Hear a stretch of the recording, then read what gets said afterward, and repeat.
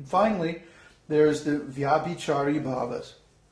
Vyabhichari bhavas means that when we actually begin to approach our original relationship with the Lord, there are these 33 different ecstatic emotions that manifest in our hearts in relationship to Krishna.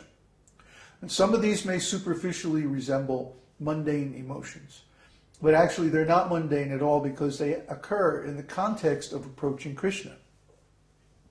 There's a big difference. Most people experience different negative emotions because in life we're constantly disappointed, frustrated, we experience failure, we experience different kinds of pain and suffering, and so we may experience different kinds of emotions, negative emotions, mostly.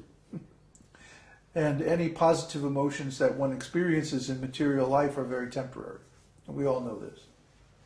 But when these kind of emotions are experienced in the context of Krishna and trying to serve Krishna, even though they may be apparently negative on the outside, on the inside they're blissful and ecstatic.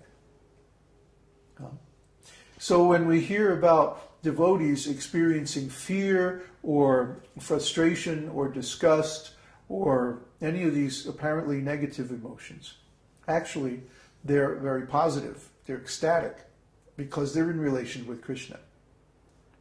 This is something I think you have to experience yourself before you actually understand. And of course the biggest one is separation.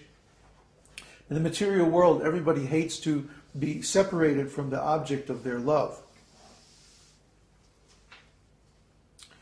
So in the material world, separation gives rise to pain. In the spiritual world, in spiritual context of consciousness, one can be separated from Krishna. And feeling that separation is painful in a way, but it's also sweet. This is very hard to explain. It's like you have to experience it, and then you can understand. But this sweetness of separation is actually even more ecstatic than the sweetness of meeting. This is very confidential and paradoxical. But that's the nature of transcendental ecstasy. So, here's some nice shlokas from Bhakti-rasāmṛta-sindhu describing these different bhavas.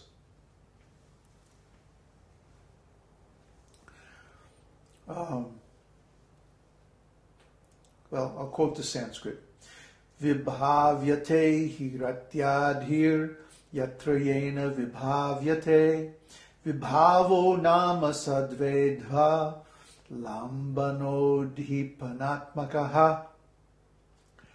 That in which rati is tasted and the cause by which rati is tasted are both called vibhava. Vibhava is of two varieties. Alambana, the support or repository of rati, and udipana, that which stimulates or excites rati. So we talked about that before. Udipana bhava means the cause, or ultimately Śrī Krishna.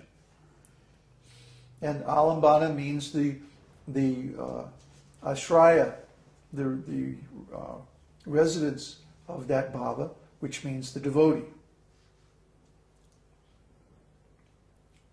Anubhavastu chittastha bhavanam avabodhakaha te bahir vikirya praya prokta udbhav svarakyaya. The symptoms that reveal the spiritual emotions situated within the heart are called anubhava. When they manifest mostly as external actions, they are known as udbhasvara, that which gives light or makes apparent. We haven't talked about that term, udbhasvara, but that's basically the meaning, the most conventional or common meaning of anubhavas.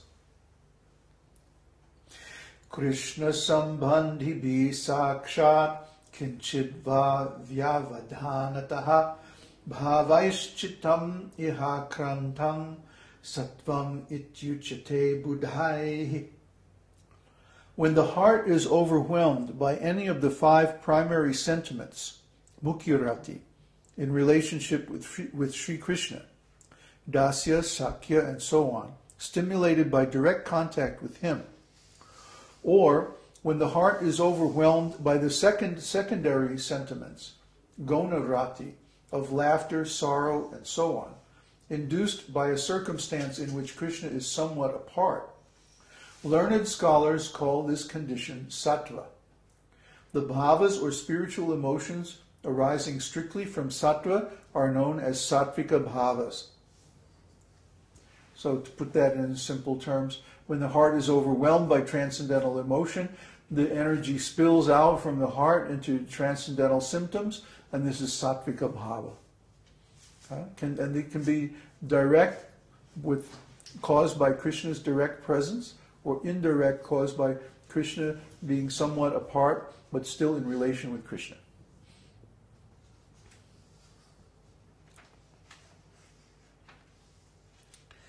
Now, what's the difference between anubhavas and sattvika bhavas? The anubhavas are done with the cooperation of the will, such as dancing, singing, preaching about Krishna, performing different kinds of service, going here or there on some business related to Krishna, various kinds of studying, learning, composing scriptures or correspondence about Krishna, and so on and so on. All the services that we do for Krishna are done with the cooperation of the devotee's will. We intend to do these things. Oh, I'm going to get up early and chant. Oh, I'm going to cook nice prasadam for Krishna. Oh, I'm going to sing and dance in the kirtan. We do these deliberately. But the sattvika bhavas arise spontaneously. Just by hearing about Krishna, when the heart becomes full of ecstasy, then these symptoms manifest without any action of the will. The spontaneous devotional service. By spontaneous means not by will. They just happen. So that's the difference. You can't will yourself to have an ecstatic symptom. If you do, it means imitation. Like you can find in India, there are people who roll on the ground and shed tears and do all kinds of crazy things to imitate symptoms of devotional ecstasy. But actually, they're not real. Why? Because the person is practicing these things. They're doing it by their will. They're thinking, oh, now it's time for me to imitate my devotional symptoms, and then they roll on the ground and so on. But this is not real. When it happens spontaneously, without the will of the devotee, that's the real thing. So this is all discussed in the scripture.